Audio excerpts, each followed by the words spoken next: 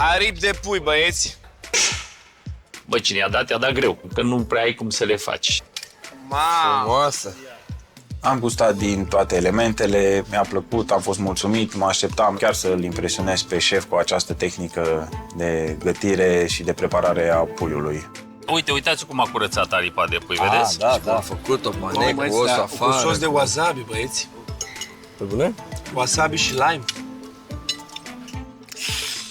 Am că e bun, mă. Văd că e tot un pic în Asia Style, așa. Niște farfurii sunt în Asia Style.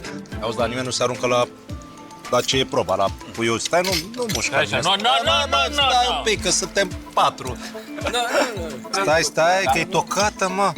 A tocat-o și a pus-o după aia. Tare. Da, nu făcea să o fac așa perfectă. Bă, foarte interesantă. Și era ca și cum ar fi fost o aripă, dar ea de fapt era o balotină. A gândit-o, a făcut ceva. Nu mi-a pus o aripioară acolo și doar să o mănânc.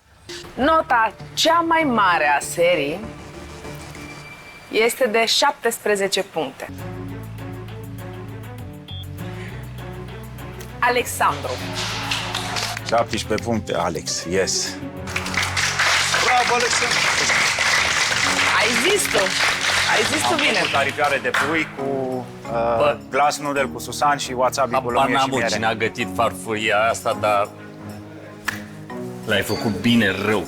Mersi, șef. Bine rău Mersi, de șef. tot. Nu știu, Mulțumesc. am dat 5 puncte fără să mă gândesc prea mult. Cred că și-a dat seama de importanța cuțitului de aur pe care l-a primit de la mine și chiar vrea să-mi demonstreze că n-am greșit când i l-am dat și că îl merită. Gustul era perfect. Felicitări! Bravo, Alexandru. Felicitări, bravo, Bravo, Alexandru. Alexandru. Ai văzut că se poate?